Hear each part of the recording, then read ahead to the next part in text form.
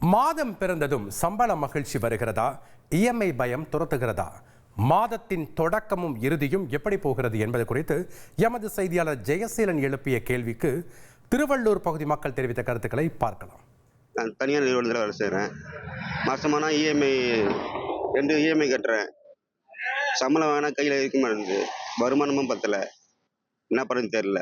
இஎம்ஐனாவே பயமாக இருக்குது. மாதம் பிறந்தாவே 1ஆம் தேதியானவே கஷ்டம்தான். நம்ம நடுத்தர ஃபேமிலின்றது பார்த்தீங்கன்னா, ஒரு அத்தியாவசிய பொருளெல்லாம் வாங்கணும்னு நினச்சாவே அது நம்ம ஃபுல்லாக கேஷ் கொடுத்து வாங்க முடியாத நிலைமையில தான் நம்ம இருக்கிறோம்.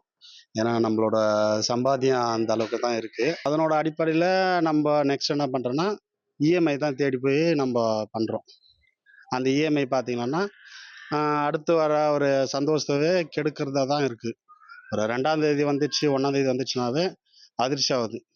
அதனால் இஎம்ஐன்றதை கொஞ்சம் தவிர்த்துக்குங்க.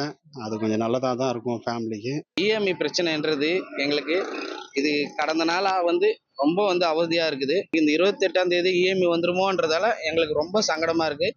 வாங்குகின்ற சம்பளம் எல்லாமே இந்த இஎம்ஐக்கே சரியாக போகுது. மாதம் சம்பளம் வாங்குறது ஒரு பக்கமாக இருந்தாலும் இந்த இஎம்ஐ டேட் வந்துன்னா எங்களுக்கு பயமாகவே இருக்குது. மாதம் சம்பளம் தான் வாங்குகிறேன். ஆனால் மாதம் ஸ்டார்டிங்கில் சம்பளம் வருதுன்ற பேர் தான்.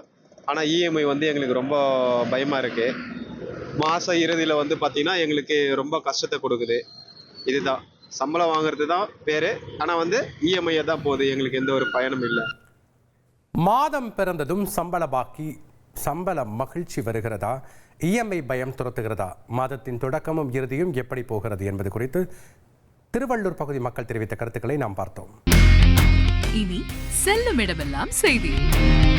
தந்தை டிவியின் வாட்ஸ்அப் சேனலை ஃபாலோ பண்ணினா செல்ல இருக்கும் இடமெல்லாம் செய்தி.